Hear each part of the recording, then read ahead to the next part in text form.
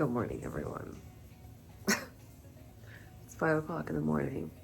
I went to bed at like maybe 12:30 because my husband and I were up talking too much and just enjoying each other's company. But I'm going to Pilatus Recurrent, and it's going to be a full day of travel. It is always kind of a pain going from Boise to the East Coast, and I'm going all the way to Orlando. So I'm going to show you the whole week. I have never done Pilatus training at SIMCOM. I've always been at FlightSafety. So this will be a little bit different for me, and I think it'll be kind of helpful to people who are going to kind of see what to expect. So I hope you guys enjoy. When I was getting ready for my first initial training on the Pilatus, I really didn't know what to expect. So I searched the internet for tips, videos, and there really wasn't anything. So that's what this video is going to be. It's just kind of walking you through the whole process, my tips on what to expect, what to bring, what to study, and that kind of thing. So this is day one. This is my travel day. I flew commercially from Boise to Orlando, Florida, which is about a 4-hour flight. It was very serious thunderstorms when we got there around 3 p.m. A lot of the airports were closed, and that's pretty typical in Florida in the middle of the afternoon. So if you do decide to fly privately, like in your own aircraft, be aware of that, and I would advise not getting there in the mid-afternoon. Get there before lunch. So after a long day of travel, I was starving, and I went straight over to Mission Barbecue, which was incredible. Highly recommend. These people know what they're doing. They know what they're doing with the baked beans and the sandwich, at least. The green beans are very hot. I can't really try them yet, so we'll see. But these are just like sweet. They have a little bit of bacon. I'm a fan. I'm a fan. Just got to the hotel. For some reason, SIMCOM never sent me any info about what I'm doing or where I'm supposed to go. So there's 2 locations in Orlando. I don't actually even know which one I'm supposed to be at tomorrow morning. So I think I'm just gonna wake up early and then call them. They said their business hours start at 7 on their voicemail. So I'll try that. I brought like my own study material from FlightSafety, but I've never done SIMCOM before. And so I don't have any manuals or anything like that. So we'll see how this goes. I know Part 91, we don't have a check ride, but I still like to be prepared and like actually make good use of training. So I think I'm gonna go for a run tonight. It just kind of died down with the rain, and then go to bed early. When I went through FlightSafety before, they have this app that is really nice that just says when your training's going to be all throughout the year. You have access to it all the time, and it has all your manuals on there. You can download them, have them in flight. So SIMCOM just sends you an email with a bunch of links that you have to download. So that's an interesting difference to note, and just be prepared. Try to maybe call and get that email a little earlier than I got it, because it does take a really long time to put all those manuals onto your tablet. Recurrent day 1, maybe day 2. Travel was kind of day 1. And now I'm going over to the facility to get checked in and see what the day looks like. Let's go. So I just made it over to the Lake Nona location. There's apparently 2 locations. I ended up getting in touch with someone. As far as suggestions on what to pack and what to wear, most people are just going to be wearing business casual. And that's what I would suggest. You know, there were people wearing like a nice pair of shorts and a nice collared shirt tucked in, and that's fine as well. But overall, business casual is the easiest way to go. That's what most of the instructors are going to be wearing. And I didn't see that this location was freezing like most other locations that we're usually familiar. It's usually really, really cold in sims. So bringing layers can be helpful as well. So this was day 1. I was on the way to the Lake Nona SIMCOM facility. I got a little breakfast from the hotel. And then the first day, we just reviewed a couple of things: inertial separator, ice protection system. We talked a little bit about electrical and the engine. And our instructor was awesome. He had experience in the airplane, so he really was teaching to a recurrent level, which was nice. He was just pointing out common questions that people had, a little bit more in depth with the systems, and talking through some things that could be helpful for us to understand a little more. And SIMCOM is not a full motion simulator. It is more of a kind of like a Redbird sim, and there's not that motion aspect, which was still really great training. I've never used something like that. I've always been in full motion, and it was really pretty much the same. So I didn't find any difference in that at all. So showed up at SimCom, met the instructor, met my sim partner, did a little bit of ground knowledge, talked about our backgrounds and kind of got to know each other. And then we got into the sim and we just kind of got used to flying it. So it's always weird to fly a sim. They don't fly the same as an airplane. And so he was really great in just kind of putting us through some basic air work for us to get used to flying the sim. This is where our instructor was showing us the front end of the simulator. This is actually made from a formerly completely working airplane. So this was kind of helpful because he could show us like the rudder cables and different linkages that you obviously can't see when it's not a simulator. So day one was pretty low stress, pretty fun. We got there at 8 o'clock and we left about 2 in the afternoon. So it was a nice, easy day, just kind of getting familiar with everything. It's hot in Florida. Okay, let me get some air conditioning going. Okay, so day one of Recurrent is complete for Pilatus training. We have a great instructor. A lot of times in Pilatus world especially, the instructor will have zero experience on the airplane. It's very hard to hire sim instructors because it's normally a job for someone who is retired or doesn't have a medical, and a lot of pilots just don't have any need to do that. They when they're retired, they're just done. So our instructor's great. He has flown the plane a lot. He has a lot of good experience, and he is also an A&P. He's owned a Pilatus. I would say this is the best instructor I've had. This will be my 3rd time doing a course like this for the Pilatus, and I think he's the best. He is really giving us what we need to know as far as in the sim. So the first day is classroom, and we're doing it Part 91. It's me and another owner operator are the only 2 in this class, and we're both Part 91. So we don't technically have a check ride or anything like that, but obviously we still want to learn. We still want to be proficient in the airplane. But Part 135, I had to do check rides. So it was like an actual training event, you know. So for the first day, we do just ground instruction. We talked about the engine. We talked about just different little things, inertial separator questions, things like that. Then we got in the sim. Now, I've done flight safety before. This is SIMCOM. So for the PC-12, it's not a full motion sim, which was weird. I've never flown. It's like, when you're inside it, it looks the exact same, but it's not moving. So I would say it's a little harder to fly, actually. It's very squirrely, which is fine. We were just getting used to it. So that was kind of his goal for us for the day, was just to get used to the sim. I feel like it would be really easy to crash the sim.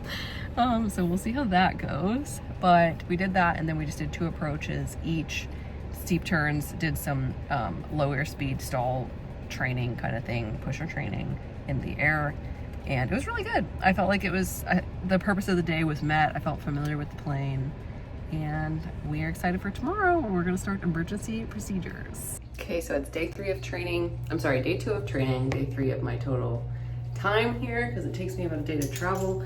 And I legitimately got back to the hotel yesterday. We got back pretty early, got in bed, fell asleep at like 6:45 p.m. and then woke up at 5:30 in the morning. So the travel is kind of brutal, going from Idaho to the East Coast, and I just needed to sleep. So I feel amazing now. And we're getting ready for class. I'm gonna go ahead and do engine, fuel system today, electrical system, I think a couple other things, and then we're gonna get back to the sim and start emergency procedures, and I will let you know how it goes. Okay, so I went to Publix for breakfast and supplies, and I actually got a spinach wrap, turkey provolone spinach wrap for breakfast. Ordering on the road is very challenging, and the biggest thing is just all the processed food. The dehydration leads to a lot of inflammation, which is what makes you feel like crap, and leads to like all health problems. So I actually feel like I've kind of cracked the code to eating healthy on the road. My health and fitness is like really big for me. I had a lot of injuries from the military, and I actually have like some chronic pain issues that I constantly have to manage. So inflammation is huge. My dad also has been an airline pilot for almost 30 years, and he's actually had to take medical leave from his military tinnitus before, which is hugely impacted by inflammation. So I have a guide where I have put together a whole fitness guide of what you can do on the road. It has info in there about nutrition. And then I also have another guide, which I have not put out yet. I'm not sure if this is what people would be looking for, but it is basically like what to order at specific restaurants, the macronutrients of that, and like basically health information. So if you think that would be interesting, put it in the comments and let me know. I can also do a full... So day 2, we got into the classroom. We reviewed the systems, which basically just meant talking over different parts of it that people sometimes misunderstand, and kind of a question and answer session. This course for Part 91 does not have a written test. There is no check ride. So it's very low threat, but it's also still very beneficial to get a little brush up on a lot of this information. Then we got into the sims and started doing emergency procedures. So basically our instructor would give us a malfunction, and then we would talk through a lot of different things that are going on and do the actual real-time making decisions and handling the situation. So it was a lot more focus on teaching rather than testing, which I thought was awesome, and that is really, really good for Recurrent. Day 2 of Pilatus Recurrent is complete. We did electrical system, fuel system, avionics, panel failures, things like that. And something that I think is so valuable. So John Martin is our instructor. I'm going to name drop because he is that good. He is one of the best instructors I've ever had. He is really good at scaling to the student so that no matter what level you're at or experience you have, you're getting a really good experience and getting pushed just enough. And the other thing that he's pointing out today, which I think is amazing, is the failures of the Pilatus QRH and basically the way to still be a pilot, and how to make decisions and how to understand what's going on. So really, really good day. And he has a lot of experience, so he can give stories. The other thing I appreciate is that he talked about the top most common failures that Pilatus pilots are experiencing, and I've had, I believe, all of them that he's gone over. I think all of them. So I think it's very accurate from my experience that these are the top CAS messages you're going to get, like, you know, low inflow, ACS low inflow, that kind of stuff. So that's really valuable too, because then, you know, when you have that, which you probably will, it's not that big of a deal and you've kind of gone over it before. So I think that's really, really smart. So day 2 is done. I'm going to go do a little run and some strength training, get some food, and call it a day. If you're interested, this is the workout that I did. I make these all around physical therapy type movements, core, back, strength, mobility, that kind of thing. And so a lot of those exercises are given to me by a physical therapist that I've worked with, and it really helped me heal a pretty serious injury. If you're not a fitness person, just move past this, but pilots do have a lot of back and neck issues. We sit in seats all day, and typically we have like herniated discs and that kind of thing. So I really work on core, I really work on flexibility, recovery, but also just getting the heart rate up to flush that inflammation out is super, super important. So on day 2, we also started at 8 a.m. We got done around 3:30 in the afternoon and had plenty of time to go do this workout. And then I just went and reviewed some of the malfunctions that our instructor had told us we'd be going over the next day, because they were some of those where they're much more memory item type things, like pusher malfunctioning and that kind of stuff, where you're not going to have your hands free to look up the QRH procedure. Did my workout. I ate a Chick-fil-A sandwich. And now I'm in bed studying the QRH. It's 8 o'clock and I might turn the light out soon. I don't know why I'm so tired right now. It's weird because Idaho is actually earlier. So who knows?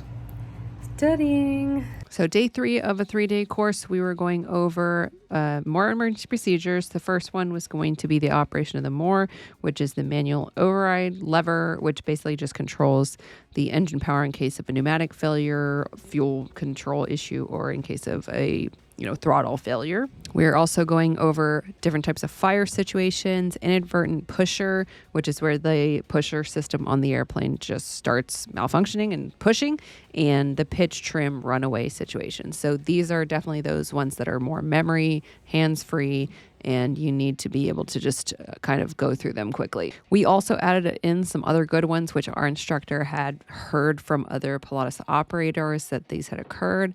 So this is an example of the cargo door opening in flight and what he thought the best procedure would be in that case. So that was also very helpful because these are kind of the more, no time emergency situations where you need to act quickly and possibly, in a single engine airplane, just land back straight ahead or whatever the case may be for that particular situation. Another thing we do in sim training for the Pilatus, which may surprise a lot of pilots, is we practice the impossible turn. This is a single engine aircraft and you can fully feather the propeller, take a lot of drag off. And we did have, extensive discussions on when should you go straight ahead? What is your minimum altitude? Do you change that minimum altitude based on terrain and, airport length and all these different things? But, we do practice that turnaround and we do it to proficiency. So you're going to see that here. This is my sim partner flying. He has an engine failure on the climb out and turns back around, lands it on the opposite direction. So really, really good training. No power.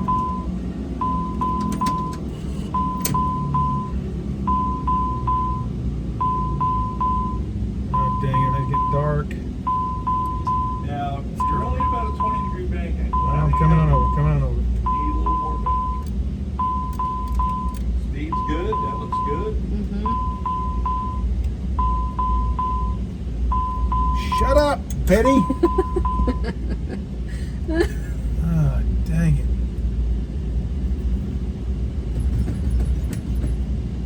All right, so there's the opposite direction of the runway. You got the runway in sight, though, right? I got the runway in sight. You're clear to land. Clear to land.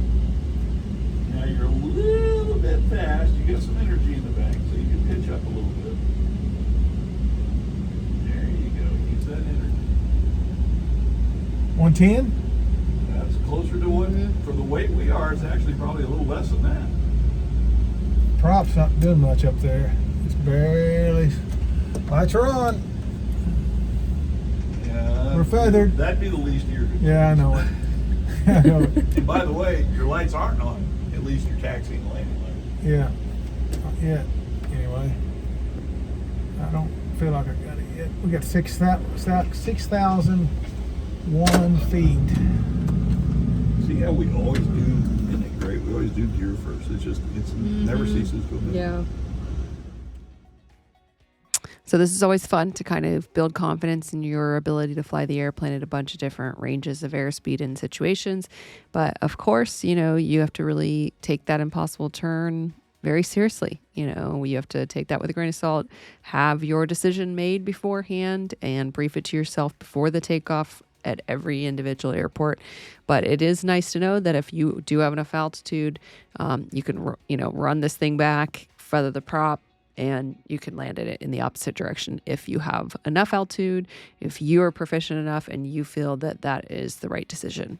After this, we did engine failure turnbacks in low weather in the sim, and both of us began to get a little disoriented, and we both were instrument proficient. So it's interesting to see how much harder it is to do when you're in the clouds, and very, very interesting to know. So that completes my 3-day Pilatus PC-12 recurrent training at SIMCOM Orlando. Big thanks to those folks. It was an amazing, very positive experience, an amazing instructor, great sim partner, got a lot out of it, and I really appreciate the professionalism and the level of training that they provided us. And for those of you watching, thanks for stopping by. I hope this helps you know what to expect for this training event. If you have any questions, put them in the comments. People answer these, and it really helps people out. Even if it's not just me, someone else who's been there before will answer it. And we really help the aviation community by doing this. So thanks for stopping by.